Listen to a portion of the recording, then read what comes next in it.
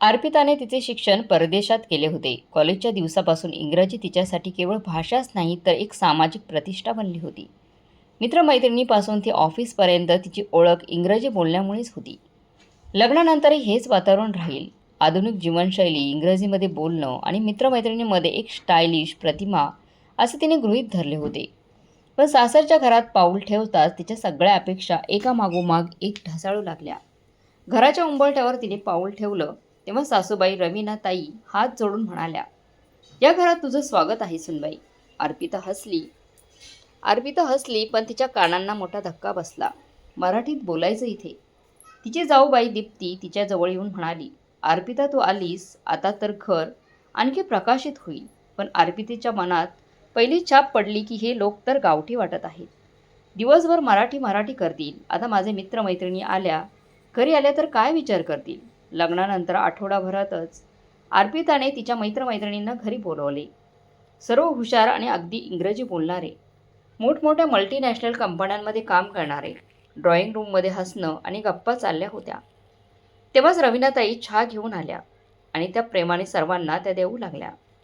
"बाळांनो, गरमागरम चहा प्या, थकल्या असतील." तेव्हा अर्पिताचे मित्रमैत्रिणी लगेच हसून "थँक्यू आंटी" असे म्हणाल्या. पण अर्पिताचा चेहरा मात्र रागाने लालबुंद झाला. तिने मनातल्या मनात विचार केला, आईंना मराठी बोलण्याची काय गरज होती? इंग्रजीमध्ये बोलता आलं नाही का त्यांना? सगळ्यांसमोर माझी इज्जत घालवली. हाच राग मनात ठेवून पार्टी संपताच अर्पिता रागाने म्हणाली, "आई, कृपया पुढच्या वेळी माझ्या मित्रांसमोर मराठीत बोलू नका. इंग्रजीमध्ये थोडं बोला. पण तुम्हाला इंग्रजी बोलता येत नसेल ना आई? तर माझ्या मित्रमैत्रिणींसमोर येऊही नका आणि बोलूही नका." रवीनाताईंनी संयमाने तिच्याकडे पाहिलं. त्यांच्या डोळ्यात कोणताही राग नव्हता. त्या शांत स्वरात म्हणाल्या, "अर्पिता, मला गर्व आहे की मी मराठीत बोलते. कारण मराठी आपली मातृभाषा आहे. आणि हो, मला इंग्रजी येत नाही असं समजू नकोस. मी तर कॉलेजमध्ये मराठी, हिंदी आणि इंग्रजी अशा तिन्ही भाषांमध्ये वक्तृत्व स्पर्धा जिंकलेली आहेत. मला अनेक वेळा उत्कृष्ट वक्ता पुरस्कार म्हणून मिळालेला आहे." अर्पिताचे पाय तिथेच थांबले. कारण सासूबाई इतक्या आत्मविश्वासाने उत्तर देतील याची तिला अपेक्षाच नव्हती. दीप्ती अचानक हसली आणि तीही म्हणाली, "अर्पिता, आई अगदी बरोबर बोलत आहेत. मराठी आपली ओळख आहे. इंग्रजी शिकणं वाईट नाही. पण आपल्या मातृभाषेला सोडून तिला ओझं समजणं हे मात्र चुकीचं आहे."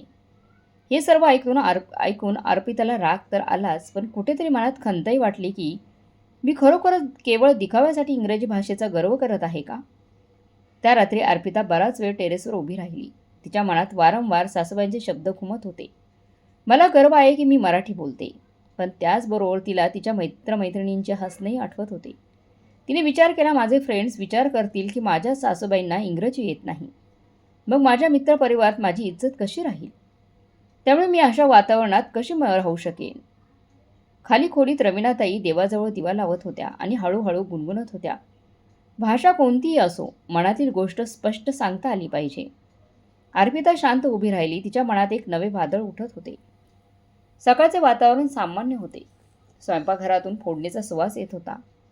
कारण देवपूजा झाल्यानंतर रवीनाताई किचनमध्ये नाश्ता बनवत होत्या आणि दीप्ती त्यांच्यासोबत भाज्या कापत होती.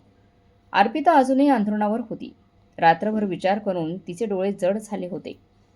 आईने माझ्यासमोर इतक्या हिमतीने कसं सांगितले की त्यांना सुद्धा इंग्रजी येतं आणि त्यांना पुरस्कार मिळालेले आहेत किंवा पुरस्कारही त्यांनी जिंकलेले आहेत. हा विचार अर्पिताला बेचैन करत होता. ती विचार करत होती, जर खरंच त्यांना इंग्रजी येते तर माझ्या मित्रमैत्रिणींसमोर त्या का नाही बोलल्या इंग्रजी? माझ्या मित्रमैत्रिणींसमोर माझी इज्जत का जाऊ दिली? अर्पिताच्या एका मैत्रिणीचा समीराचा वाढदिवस येणार होता. त्या मैत्रिणीच्या वाढदिवसाची पार्टीसुद्धा अर्पिताच्याच घरी ठेवण्यात आली होती. पण तिने ठरवलं की यावेळी कोणत्याही परिस्थितीत आईंना माझ्या मित्रमैत्रिणींसमोर येऊ द्यायचं नाही. तिने आपला नवरा कुणालला सांगितले, "प्लीज यावेळी आईला बोलवू नको. बाबा बाहेर गेले आहेत ते ठीक आहे, पण आई जर आल्या तर तर पुन्हा तोच तमाशा होईल जसा मागच्या वेळेस झाला होता." कुणाल अवाक झाला. "अर्पिता, तू आता माझ्या आईला तुझ्या मित्रमैत्रिणींसमोर लपवणार आहेस का? ती घरातील ज्येष्ठ आहे. आमच्यासाठी ती देवासारखी आहे." अर्पिता चिडून म्हणाली, "तुमच्यासाठी त्या देवासारख्या असतील, पण त्या माझी प्रतिमा खराब करतात. मला उच्च दर्जा हवा आहे आणि आई मराठीत बोलून माझा दर्जा कमी करतात." कुणाल गप्प राहिला. ही गोष्ट त्याच्या मनाला टोचली. त्याला वाईट वाटले, पण त्याने वाद घातला नाही त्यावरती. पार्टीत सर्व मित्रमैत्रिणी आल्या. इंग्रजी गाण्यांवर डान्स, कॉकटेल, स्नॅक्स आणि हसणं खिदळणं, मस्करी सुरू होती. अर्पिताला वाटले यावेळी सगळं ठीक आहे, पण तेवढाच दरवाजा उघडला. रवीनाताई आणि दीप्ती हातात भेटवस्तू, गिफ्ट्स आणि मिठाई घेऊन आत आल्या. बाळा, वाढदिवसाच्या शुभेच्छा. देव करो आणि तुला दीर्घायुष्य लाभो. रवीनाताईंनी हसून समीराला आशीर्वाद दिले. समीराने वाकून रवीनाताईंना नमस्कार केला. Thank you aunty, so sweet of you. मित्रमैत्रिणींनी रवीनाताईंचा सहजपणा खूप आवडला. सगळ्यांनी आदराने त्यांना जागा दिली, पण अर्पिताचा म्हणजे त्यांच्या सुनबाईचा चेहरा मात्र उतरला. तिला वाटले की ती तिच्या प्लॅनिंगवर पाणी फिरले. गप्पा सुरूच होताच अर्पिताचे हृदय थडथडू लागले. आता आई पुन्हा मराठीत बोलतील आणि सगळी माझी मस्करी करतील. झाले पण उलटेच. समीराने मस्करीत विचारले, आंटी तुम्ही पण इंग्रजी बोलता का? रवीनाताई हसल्या आणि थोड्या वेळ थांबून म्हणाल्या, ऑफकोर्स बेटा, English is just a language, not a measure of respect, but I perfect Marathi because it connects us with our roots.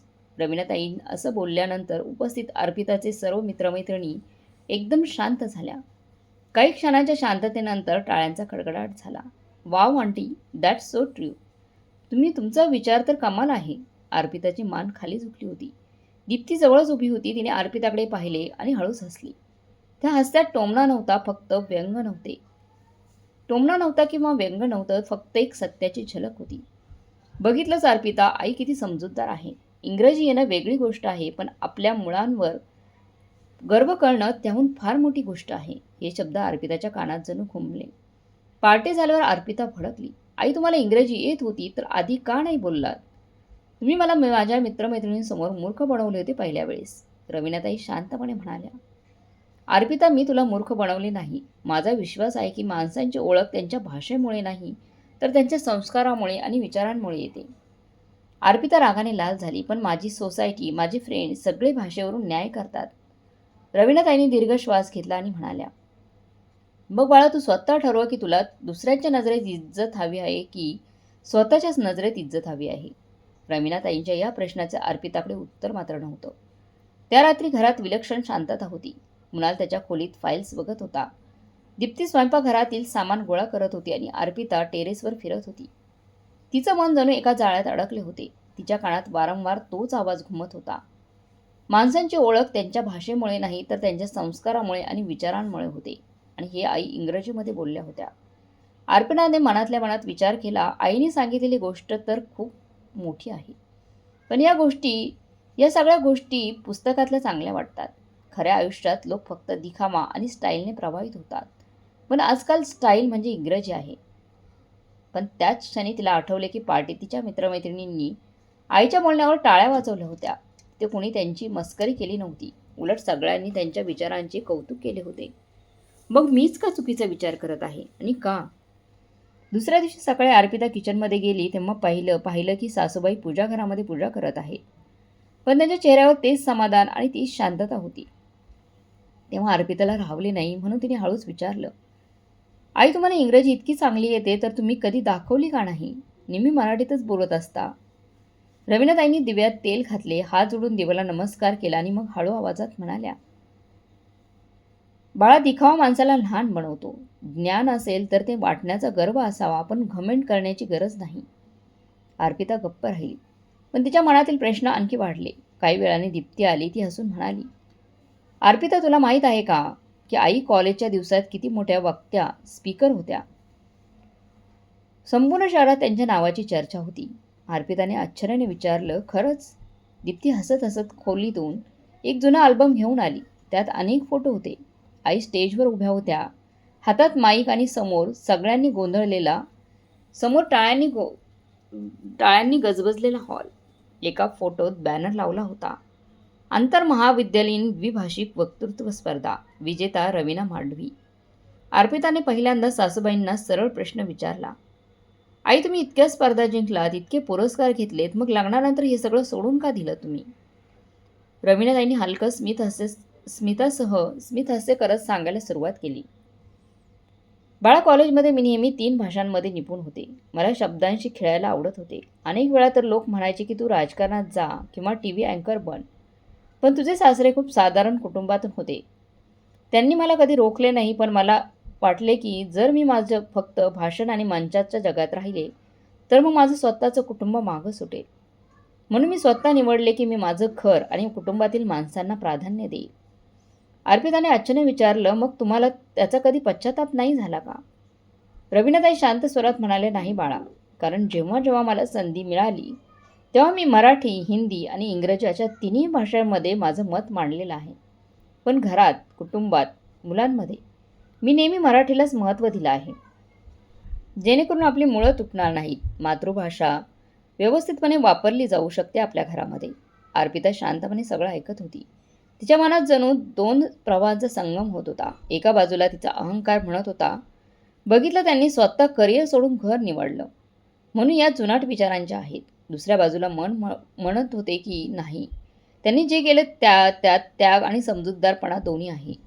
इंग्रजी ही एक गोष्ट आहे, पण आपली ओळख टिकवून ठेवणं त्याहूनही मोठी गोष्ट आहे. सायंकाळी अर्पिताच्या ऑफिसची एक मीटिंग होती. अचानक बॉसने सांगितलं, उद्याच्या प्रेझेंटेशनमध्ये आपल्याला मराठी माध्यमांसाठीची एक भाषण तयार करावं लागेल. अर्पिताला मोठा धक्का बसला. तिला तर मराठीमध्ये व्यवस्थित नीट बोलताही येत नव्हतं. कठीण वाटत होतं बोलायला. घरी आल्यावर तिने नाराज होऊन दीप्तीला सांगितलं, मला उद्या मराठीत भाषण द्यायचं आहे, पण मी अडखळते, काय करू? दीप्तीने हसत म्हणाली, अर्पिता, मग तर तू फक्त तुला या गोष्टीमध्ये आईच तुझी मदत करू शकतात. अर्पिता गोंधळली. सासूबाईंकडून मदत मागावी, ज्यांना मी आत्तापर्यंत टोमणे मारत आले होते. पण परिस्थिती अशी होती की तिच्याकडे आता दुसरा पर्याय नव्हता. अर्पिताने हिंमत एकवटून विचारलं, आई, तुम्ही माझी मदत कराल का? मला उद्या मराठीत भाषण द्यायचं आहे. रवीनाताईंच्या डोळ्यात चमक आली. का नाही बाळा, ये बस, आपण दोघी मिळून लिहूया आणि बोलण्याचा सराव करू. त्यांनी कागद आणि पेन काढला आणि अर्पिताला मराठीचे सोपे आणि प्रभावी शब्द शिकवायला सुरुवात केली. अर्पिताने पहिल्यांदाच पाहिलं की मराठी किती सुंदर असू शकते. प्रत्येक वाक्यात एक गोडवा होता, एक आपुलकी होती. दुसऱ्या दिवशी सकाळी ऑफिसला जाताना अर्पिताचे हृदय खूप वेगाने धडधडत होतं. तिची कागदपत्रे तयार होती, स्लाईड्सही बनल्या होत्या, पण भीती एकच होती, मराठीमध्ये बोलण्याची. तिने मनातल्या मनात विचार केला, जर मी अडखळले तर माझ्यावर सगळेच हसतील. माहीत नाही मराठी मी किती व्यवस्थित बोलू शकेन की नाही. हे काम दुसऱ्या कोणाला तरी दिलं असतं तर बरं झालं असतं, पण माझ्यावरती आलंय. पण मग तिला तिच्या सासूबाईंच्या काल रात्रीच्या गोष्टी आठवल्या. त्यांनी किती सहजतेने तिला शब्दांची खोली समजावून सांगितली होती. बाळा, मराठी बोलणं सोपं आहे, मनातून बोल. पुस्तकांसारख्या कठीण शब्दांचा भार टाकू नकोस. साधी भाषा नेहमी परिणामकारक ठरते. अर्पिताने दीर्घ श्वास घेतला आणि मनातल्या मनात पुन्हा उच्चारलं, मनातून बोलायचं आहे, मनातून. कॉन्फरन्स रूममध्ये सर्व मॅनेजर्स आणि क्लायंट्स बसलेले होते. पहिल्या भागात तिने इंग्रजीमध्ये प्रेझेंटेशन दिलं. मग मराठीची वेळ आली. जसं तिने माईक उचलला तेव्हा तिचे हात थरथरू लागले. तिने अडखळत बोलायला सुरुवात केली, सर्वांना माझा नमस्कार. एका क्षणात शांतता पसरली. अर्पिताने घाबरून आजूबाजूला पाहिलं. सगळ्यांच्या नजरा तिच्यावर होत्या. तिने दीर्घ श्वास घेतला आणि पुढे म्हणाली, आमचा प्रकल्प केवळ आकडेवारीचा खेळ नाही, तो लोकांच्या जीवनाशी जोडलेला आहे. आणि जेव्हा आम्ही त्यांच्या भाषेत त्यांच्याशी संवाद साधू तेव्हाच ते आमच्यावर विश्वास ठेवतील. जसजसं ती मराठीत असं पुढे बोलत गेली तसं तिचा आत्मविश्वास परत आला. शब्द आपोआप बाहेर पडू लागले. प्रेझेंटेशन संपताच हॉल टाळ्यांनी दुमदुमून गेला. व्यवस्थापकीय संचालक, मॅनेजिंग डायरेक्टर उभे राहिले आणि म्हणाले, अर्पिता, तू इतकं चांगलं मराठी बोलू शकतेस याची आम्हाला अपेक्षा नव्हती. हे आपल्या कंपनीसाठी खूप फायदेशीर ठरेल. अर्पिताचे डोळे चमकले. पहिल्यांदाच तिला जाणवलं की मराठी तिच्या करिअरसाठी एक ताकद बनू शकते. घरी पोहोचताच दीप्ती धावत म्हणाली, अर्पिता, कसं झालं? अर्पिता हसून म्हणाली, खूप चांगले. सगळ्यांनी माझी खूप प्रशंसा केली. दीप्ती हसली आणि म्हणाली, मग आता तरी मान्य करशील की सासूबाई बरोबर म्हणतात, मराठी ही केवळ भाषा नाही तर आपली ओळख आहे. अर्पिता हलकीशी हसली, पण लगेच चेहरा कठोर केला आणि म्हणाली, हो, चांगले झाले. पण याचा अर्थ असा नाही की मी मराठीला इंग्रजीपेक्षा श्रेष्ठ मानू लागले. इंग्रजी अजूनही जास्त उच्च दर्जाची आहे. दीप्ती शांत झाली, पण तिच्या चेहऱ्यावर तेच जुने निरागस हास्य होते. जणू काही ती म्हणत होती, अर्पिता, आता तू स्वीकार करत नाही, पण एक दिवस नक्की करशील. रात्री रवीनाताई खोलीत आल्या. त्यांनी प्रेमाने अर्पिताच्या डोक्यावरून हात फिरवला आणि म्हणाल्या, बाळा, आज तुला पाहून मला खूप अभिमान वाटला. तू माझ्या सांगण्यानुसार मनातून बोललीस आणि सगळ्यांची मनं जिंकलीस. अर्पिता हळू आवाजात म्हणाली, हो आई, पण हे सगळं तुमच्यामुळं झालं. तुम्ही मदत केली नसती तर मी कधीच करू शकले नसते. रवीणाताई हसून म्हणाल्या, हाच तर कुटुंबाचा खरा अर्थ आहे. एकमेकांना आधार देणं. पण जेव्हा अर्पिता तिच्या खोलीत परतली तेव्हा तिचं मन पुन्हा गुंतले. मी हळूहळू सासूबाईसारखा विचार करू लागले आहे का? माझ्या मित्रमैत्रिणींना कळले की मी आता मराठीला इतकं महत्त्व देत आहे तर ते माझी चेष्टा करतील.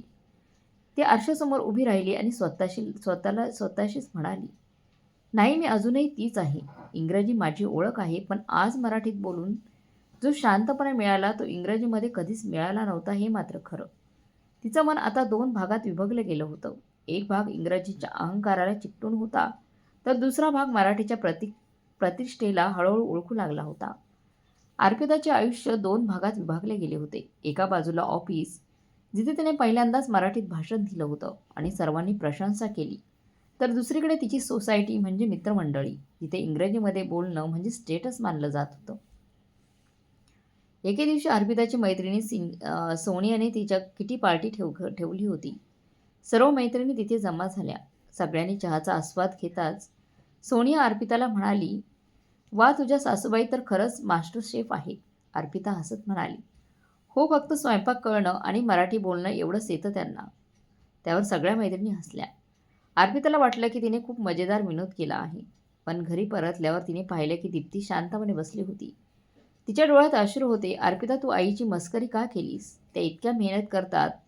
तुला तर त्यांचा अभिमान वाटायला हवा. अर्पिता चिडून म्हणाली, अभिमान? देशी पद्धतीने बोलल्याबद्दल? मला त्यांच्यासोबत उभं राहायलाही लाज वाटते कधीकधी. दीप्ती हळूच म्हणाली, अर्पिता, आज तू इंग्रजीचा एवढा अहंकार करतेस. एक दिवस तुझा हा अहंकार तुला तोडेल. अर्पिता शांत झाली, पण आतल्या आत तिला राग येत होता. त्या रात्री रवीनाताईंनी अर्पिताशी सरळ संवाद साधला. बाळा, मला माहीत आहे की तुला माझी मराठी आवडत नाही, पण लक्षात ठेव, मी माझ्या मातृभाषेला कधीच सोडणार नाही. हा माझा आत्मसन्मान आहे. अर्पिता तीक्ष्ण स्वरात म्हणाली, आणि इंग्रजी बोलणं हाही माझं स्टेटस आहे. मी ते कधी सोडणार नाही. रवीणाताई शांत स्वरात म्हणाल्या, मग ठीक आहे. तुला तुझ्या देखाव्यात जगायचं असेल तर तू जग. मी माझा आत्मसन्मान जगत राहील. अर्पिताला वाटले की जणू ही एक चुनौतीच आहे. पुढच्या आठवड्यात ऑफिसमध्ये एक परदेशी शिष्टमंडळ आले. अर्पिता इंग्रजीमध्ये सहज बोलत होती. सगळे प्रभावित होत होते.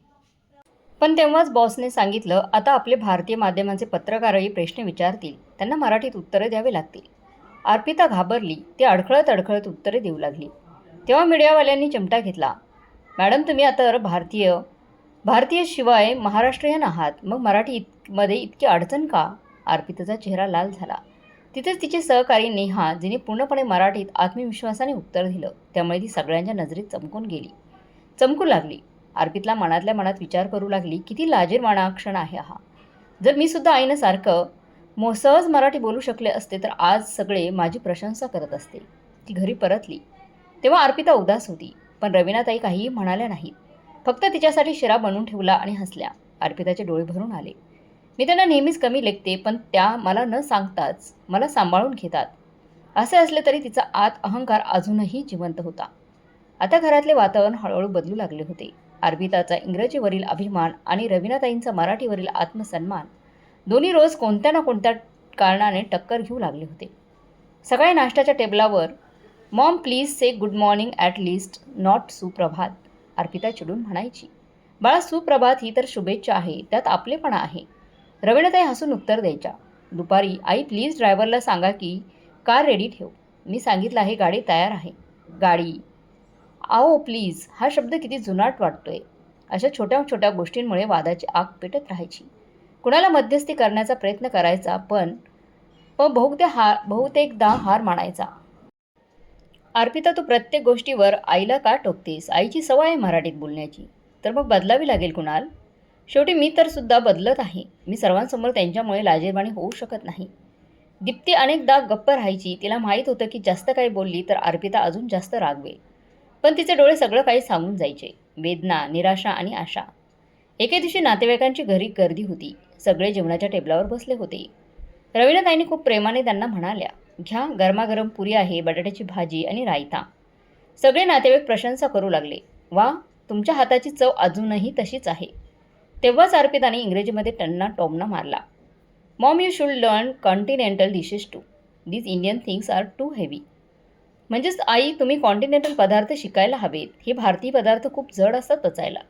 सगळे नातेवाईक अस्वस्थ झाले. रवीनाताईंनी हसून ती गोष्ट टाळली, पण त्यांच्या चेहऱ्यावरची चमक मावळली. दीप्तीने पाहिलं आणि मनातल्या मनात विचार केला, अर्पिताला कधी समजेल की आईचं मन किती वेळा तुटलं आहे तिच्या अशा बोलण्याने. हळूहळू वातावरण असे झाले की रवीनाताई आणि अर्पिता एकमेकांना टाळू लागल्या. जिथे रवीनाताई असायच्या तिथे अर्पिता त्यांना टाळायची, आणि जर अर्पिता मित्रमैत्रिणींबरोबर असेल तर रवीनाताई शांतपणे आपल्या खोलीत जायच्या. कुणाला हे सगळं खूप खटकत होतं. अर्पिता, हे घर आहे, युद्धभूमी नाही. इथे प्रेम असायला हवं, रोज रोजची ओढाताण नाही. अर्पिता चिडून म्हणाली, मग तुम्हीच समजावा तुमच्या आईला. मी किती दिवस सोसायटीमध्ये मस्करीचा विषय बनत राहू. रवीनाताई बाहेरून शांत राहायच्या, पण आतून तुटून जात होत्या. अनेकदा एकटापासून विचार करायच्या, खरंच मी या घरासाठी ओझं बनली आहे का? माझ्या मातृभाषेचा आदर करणं ही इतकी मोठी चूक आहे का? पण मग त्यांच्या आतून आवाज यायचा, नाही रवीना, तू काही चुकीचं नाही आहेस. आपल्या संस्कारांचा अभिमान बाळगणं कधीच चुकीचं नसतं. दीप्ती रवीनाताईंना असं तुटताना पाहून दुःखी व्हायची. म्हणून ती एकदा अर्पिताला म्हणाली, अर्पिता, तुला समजत का नाही? आईने नेहमी आम्हाला आधार दिला आहे, पण आज तू त्यांच्या आत्मसन्मानाला धोका पोचवत आहेस. अर्पिता उलट उत्तर देत म्हणाली, दीप्ती वहिनी, तुम्ही तर आईच्या लाडक्या आहात, पण तुम्हाला समजत नाही की बाहेरची दुनिया कशी आहे. बाहेरच्या जगात काय चाललं आहे. तिथे मराठी बोलणाऱ्याला कुणीही गंभीरतेने सिरियसली घेत नाही, हे तुम्हाला माहिती आहे का? दीप्ती दीर्घ श्वास घेऊन म्हणाली, अर्पिता, बाहेरची दुनिया इज्जत देवो अथवा न देवो, पण आईनी कधीच आम्हाला कमी दाखवलं नाही. पण आज तू त्यांना कमी दाखवत आहेस, त्यांचा अपमान करत आहेस. रवीनाताईंचा स्वभाव तसा होता. त्या प्रत्येक नातं जोडणाऱ्या, प्रत्येक अडचणीत सहन करूनही घर सांभाळणाऱ्या. सून त्यांच्यावर नाराज असली तरी त्या रोजच्याप्रमाणे तिच्यासाठी नाश्ता बनवायच्या, कपड्यांना इस्त्री करायच्या आणि खोली सजवून ठेवायच्या. त्यांना वाटायचं, घरातील स्त्री जर तुटली तर संपूर्ण घर विस्कटून जातं. अर्पिताने मला समजून घेतले काय किंवा नाही घेतले काय, मला फक्त घर सांभाळून ठेवायचं आहे. एके दिवशी ऑफिसमध्ये अर्पिताची मोठी मीटिंग होती, म्हणून तिला सकाळी लवकर निघायचं होतं. तिने रात्री ठरवले होते की अजून सकाळी उठून सर्व फाईल्स बॅगमध्ये ठेवेल, पण ती उशिरा उठली आणि गडबडीत फक्त बॅगच घेऊन निघाली. रवीनाताईंनी पाहिले की टेबलवर फाईल्स पडल्या आहेत. त्यांनी लगेच ड्रायव्हरला गाडी काढायला लावली आणि म्हणाल्या, ड्रायव्हर लवकर चल, या फाईल्स जर अर्पितापर्यंत वेळेवर पोहोचल्या नाहीत तर तिथे तिचं नुकसान होईल. गाडी ऑफिसमध्ये पोहोचली. अर्पिता कॉन्फरन्स हॉलमध्ये जाणारच होती, तेवढ्यात अचानक रवीनाताईंनी तिला आवाज दिला. अर्पिता थांबली. तशा रवीनाताई हातात फाईल्स घेऊन त्या अर्पितासमोर उभ्या राहिल्या. बाळा, फाईल टेबलावर तू घरी तशीच विसरली होतीस. वाटले तुला वेळेत पोहोचवायला हव्यात. अर्पिता अवाक झाली. तिने रागाने नाही तर आश्चर्याने विचारलं, आई, तुम्ही इतक्या लवकर हे सगळं कसं केलं? रवीनाताई हसल्या. आईचं कामच आहे मुलांना कोणत्याही अडचणीत पडू नये हे पाहणं. मग मुलांनी समजून घेतलं काय किंवा न समजून घेतलं काय? अर्पिताच्या हृदयाला जणू कोणीतरी हलका स्पर्श केला. ती विचार करू लागली, ज्यांचा मी कायमच अपमान करते, आज त्याच माझ्या मदतीसाठी धावपळ करत आहेत. त्या नसत्या तर आज माझी नोकरीसुद्धा धोक्यात आली असती. प्रेझेंटेशन उत्कृष्ट झालं, बॉस म्हणाले. अर्पिता, तुमची तयारी कमाल होती, पण त्याहूनही जास्त कमाल ती व्यक्ती आहे जिने वेळेवर तुम्हाला फाईल्स पोहोचवल्या आहेत. कुणी पोहोचवल्या? अर्पिता हळूच म्हणाली, माझ्या सासूबाईंनी. सगळे लोक आश्चर्याने त्यांच्याकडे पाहू लागले.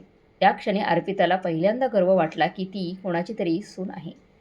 ती संध्याकाळी जेव्हा घरी आली तेव्हा दीप्तीने हसत विचारलं, अर्पिता, आज तर आईने तुझी इज्जत वाचवली. आता तरी मान्य करणार आहे की नाही की त्यांची उपस्थिती आपल्या घरामध्ये किती महत्त्वाची आहे? अर्पिताने नजर झुकावली. तिला वाटत होते, पण तरीही ती काही बोलू शकली नाही. मनातून कुठेतरी तिने कबूल केले होते की ती चुकली होती. आता तिला समजले होते, सासूबाईंना आई का म्हणतात आणि आईचा त्याग आणि त्यांची सतर्कता हीच घराची खरी ताकद आहे याच्या अर्पिताला जाणीव झाली होती. त्या रात्री रवीनाताई तरी शांतपणे त्यांच्या खोलीत गेल्या. त्यांनी कोणाकडूनही प्रशंसा मागितली नाही अर्पिताकडून धन्यवादाची अपेक्षा केली. त्यांच्या मनात फक्त हेच होतं की आईचं कर्तव्य निभावणं, सासूचं कर्तव्य निभावणं हा सर्वात मोठा पुरस्कार आहे. अर्पिता आरशासमोर उभी राहून विचार करू लागली, आज जर आई वेळेवर आल्या नसत्या तर मी ऑफिसमध्ये सगळ्यांसमोर अपमानित झाली असती. तरी मी त्यांचा अपमान करते. मी खरंच इतकी स्वार्थी, मतलबी आहे का? की मग इंग्रजी आणि दिखावाचा भार माझ्या मनावर इतका जड का झाला आहे की मी नात्यांची खरी किंमतच विसरली आहे? तिच्या डोळ्यातून पहिल्यांदाच आपोआप अश्रू बाहेर आले. दीप्ती म्हणाली, अर्पिता, कधी कधी बाहेरचे जगच आपल्याला आरसा दाखवते. अर्पिताने पहिल्यांदा तिचे स्मित हास्य गंभीरतेने पाहिले. त्या स्मितामध्ये जणू आईची सावली होती. एके दिवशी सोसायटीत भाषा दिवस साजरा करण्याचा कार्यक्रम ठेवला होता. आयोजकांना हवे होते की वेगवेगळ्या कुटुंबातून 19 सदस्य येऊन आपल्या भाषेवर काहीतरी बोलावं. कुणाल मस्करीत म्हणाला, आई यावेळी तर तू स्टेजवर जायलाच हवं. तुझ्या मराठी भाषेचा तर आम्हाला अभिमान आहे. दीप्तीनेही होकार भरला. हो आई, तुम्हीच योग्य चेहरा आहात या मंचासाठी. अर्पिता आश्चर्यचकित झाली. त्याला भीती वाटत होती की जर आई स्टेजवर गेल्या आणि साध्या मराठीत बोलू लागल्या तर सगळे हसतील. नाही कुणाल, आईने तिथे पाठवायला नको. पण रवीनाताई हसून म्हणाल्या, बाळा जर माझ्या मातृभाषेचा उत्सव आहे तर मग मी का मागं राहावं. अर्पिता मात्र यावेळेस गप्प बसली. त्या दिवशी हॉल खचाखच भरला होता. मोठमोठे अधिकारी, प्राध्यापक आणि सोसायटीतील प्रतिष्ठित लोक बसले होते. स्टेजवर वेगवेगळे लोक आले. कुणी पंजाबीत कविता ऐकवली, कुणी बंगाली गाणी गायली, कुणी तमिळमध्ये कथा सांगितली. सगळ्यांना टाळ्या मिळत होत्या. त्यानंतर रवीनाताईंनी माईक हातात घेतला आणि खूप सहजतेने म्हणाल्या, नमस्कार. आजचा दिवस माझ्यासाठी खूप खास आहे. कारण आपण सर्व आपापल्या मातृभाषांवर चर्चा करत आहोत. पण भाषा फक्त संवादाचे माध्यम नाही, तर ती आपली ओळख आहे. ही आपल्या संस्कृतीची आणि आपल्या संस्कारांची आणि आपल्या मुळांची प्रतीक आहे. इंग्रजी जाणणं, इंग्रजी बोलता येणं आवश्यक आहे, कारण ती आपल्याला जगाशी जोडते. पण मराठी सोडून देणं किंवा तिला कमी लेखणं, कमी मानणं हे आपला आत्मा गमावण्यासारखं आहे. त्यांनी एक छोटासा शेर त्यावेळेस ऐकवला. ज्यांच्या मनात मातृभाषेचा मान नाही, त्यांच्या जीवनात कोणतीही ओळख नाही. संपूर्ण हॉल टाळ्यांनी दुमदुमून गेला. भाषण संपताच सगळे उभे राहून टाळ्या वाजवू लागले. तुमचा दृष्टिकोन आमच्या समाजासाठी प्रेरणा आहे. तुम्ही आज आम्हाला आठवण करून दिली की भाषेतच आत्मा व्यसतो. रवीनाताईंच्या डोळ्यात पाणी आले. अर्पिता पहिल्या रांगेत बसली होती. तिच्या मैत्रिणी तिच्या कानात कुजबुजल्या, म्हणाल्या, अरे यार, तुझ्या सासूबाई तर कमालच्या वक्त्या आहेत. आम्हाला तर वाटले होते की त्या साध्या असतील, पण आज तर त्यांनी सर्वांची मनं जिंकली आहेत. अर्पिताला समजत नव्हते की लाजीरवाणं व्हावं की त्यांचा अभिमान करावा. तिची नजर खाली झुकली होती. दीप्तीच्या चेहऱ्यावर अभिमानाची चमक होती. तिने हळूच अर्पिताचा हात दाबला आणि म्हणाली, पाहिलंस अर्पिता, आई किती महान आहेत आणि तू त्यांना नेहमीच कमी लेखत राहिलीस. अर्पिताने काहीच म्हटलं नाही, पण अर्पिताच्या मनाच्या आत एक जाड दगड तुटून पडलेला होता. घरी येत असताना कारमध्ये शांतता होती. रवीनाताई खिडकीतून बाहेर पाहताना फक्त हलकेसे स्मित करत होत्या. अर्पिता वारंवार विचार करत होती, आज सगळ्यांनी आईला उभे राहून सन्मान दिला आणि मी तर नेहमी त्यांना लाजेचं कारण मानत राहिली. खरं तर लाज मला वाटायला हवी. तिच्या डोळ्यात पाणी आलं. दीप्ती या सर्व घटनांची साक्षीदार होती. कधी सासूबाईंचं मौन आणि त्याग, कधी अर्पिताचा अहंकार, कधी मित्रमैत्रिणींमध्ये होणारी मस्करी आणि कधी समाजासमोर आईचा विजय. ती मनातल्या मनात विचार करत होती, आईंना तर सन्मान मिळालाच, पण अर्पिताचं मन कधी बदलेल. तिला कधी समजेल की आईसारख्या सासूबाईंचा गौरव हीच आपल्या सर्वांची खरी ओळख आहे. एका संध्याकाळी दीप्तीने शांतपणे अर्पिताचा खोलीचा दरवाजा वाजवला. अर्पिता पुस्तक वाचत बसलेली होती, पण मन कुठेतरी दुसरीकडेच होतं. दीप्तीने हळूच विचारलं, अर्पिता, मी तुला काही बोलले तर वाईट वाटून घेणार नाहीस ना. अर्पिताने वर पाहिलं आणि म्हणाली, हो बोला. दीप्ती म्हणाली, तुला आठवतं एकदा आईने तुझ्या फाईल्स वेळेवर पोचवल्या होत्या. ऑफिसमध्ये तू आज गेले असताना. जर त्या नसत्या तर तुझं करिअर धोक्यात आलं असतं. अर्पिता शांत राहिली. दीप्ती पुढे म्हणाली, आणि आज जेव्हा सोसायटीमध्ये सर्वांनी उभं राहून आईंचा सन्मान केला, त्या क्षणी मी तुझ्या चेहऱ्याकडे पाहिलं. तुझे डोळे अभिमानाने चमकत होते. अर्पिता ह्या वाक्याने मात्र गोंधळली होती. दीप्ती दीर्घ श्वास घेऊन म्हणाली, अर्पिता, तुला फक्त इतकंच सांगायचं आहे की आपण सर्व इंग्रजी शिकू शकतो, पण मराठी सोडून दिली तर आपली मुळे सुकून जातील. आईंनी आपल्याला कधीच पुढे जाण्यापासून कधी थांबवलं नाही, पण तू त्यांना नेहमी मागं ढकलण्याचा प्रयत्न केलास. अर्पिताला चटका लागला. ती हलक्या स्वरात म्हणाली, कदाचित तुम्ही बरोबर बोलत आहात, पण मी नेहमी विचार केला की इंग्रजीच इज्जत मिळवून देते. दीप्ती हसली. अर्पिता, इज्जत भाषेमुळे नाही, माणसामुळे मिळते. आईचा सन्मान तू स्वतःच्या डोळ्यांनी पाहिला आहेस. आता तर तुला शंका असेल तर कदाचित तू स्वतःलाच धोका देत आहेस. त्याचवेळी रवीनाताई खोलीत आल्या. त्यांनी दीप्ती आणि अर्पिता दोघींनी पाहिलं आणि प्रेमाने त्यांच्याजवळ बसल्या. अर्पिताची नजर खाली झुकली. रवीनाताई तिचा हात पकडून म्हणाल्या, बाळा, मला माहीत आहे की तू माझ्यावर नाराज असतेस, पण खरं सांगायचं तर मला कधीच वाईट वाटलं नाही. मी तर नेहमी तुझी सुखच इच्छित होते, मग ते इंग्रजीमुळे असो वा मराठीमुळे. अर्पितीच्या डोळ्यातून अश्रूच्या धारा वाहू लागल्या. आई, मी तुम्हाला खरंच खूप दुखावले आहे. नेहमी तुमची मस्करी केली, तुमचा अपमान केला, तुम्हाला कमी लेखत आली. पण आज मला समजत आहे की खरा गर्व तर तुमच्यासारखी आई मिळाल्यावर, सासू मिळाल्यावर असायला हवा. अर्पिताच्या डोळ्यातून अश्रू वाहतच होते. ती अश्रू भरलेल्या डोळ्यांनी रवीनाताईंच्या पायावर झुकली. आई मला माफ करा. रवीनाताईंनी लगेच तिला उठवले आणि तिला मिठीत घेऊन म्हणाल्या, बाळा, आईच्या मनात कधीही तक्रार नसते. तू माझ्या मुलीसारखीच आहे. दीप्तीच्या डोळ्यातूनही आनंद अश्रू वाहू लागले होते. त्या दिवसानंतर घरातील वातावरण पूर्णपणे बदलू लागले. सकाळी अर्पिताई कधी कधी सुप्रभात म्हणू लागली होती. दीप्ती तिला मराठीत नवनवीन शब्द शिकवायची आणि रवीनाताई प्रत्येक वेळी तिला प्रेमाने सुधारत असत, न रागवता. आता अर्पिताला जाणवले की मराठी बोलल्याने तिचा सन्मान कमी झाला नाही, उलट कुटुंबात तिचा आपलेपणा आणखी वाढला होता. रवीनाताईंची माफी मागितल्यावर अर्पिताच्या आत एक विलक्षण शांतता उतरली होती. आता जेव्हाही ती त्यांना मराठीत बोलताना ऐकायची तेव्हा ती तिची चिडचिड होत नसायची, उलट आपुलकी जाणवत असायची. ती विचार करायची, हा तोच आवाज आहे ज्याला मी कालपर्यंत ओझं समजत होती आणि आज तो माझ्या मनाला शांतता देत आहे. एके दिवशी सोसायटीच्या कार्यक्रमात अर्पिताला अचानक स्टेजवर बोलावले गेले. तेव्हा ती न विचार करता म्हणाली, आत्तापासून मी माझ्या सासूबाईंनाच माझा आदर्श मानते. रवीनाताईंच्या डोळ्यात पाणी होते. दीप्ती गर्वान्वित होऊन ती सगळ्याकडे पाहत होती. त्या रात्री अर्पिता रवीनाताईंच्या खोलीत गेली. आई, आज मला वाटले जणू मी तुमची मुलगी आहे, सून नाही. रवीनाताईंनी प्रेमाने तिचा चेहरा कुरवाळला. तू माझी मुलगीच आहेस अर्पिता. फरक फक्त विचारांचा होता, जो आता मिटला आहे. अर्पिताने पुन्हा एकदा झोकून त्यांचे पाय धरले आणि म्हणाली, आई, आता मी वचन देते की कधी आपल्या मातृभाषेला मी कधी कमी समजणार नाही, कमी लेखणार नाही. आता मात्र घरातील वातावरण पूर्णपणे बदलले होते.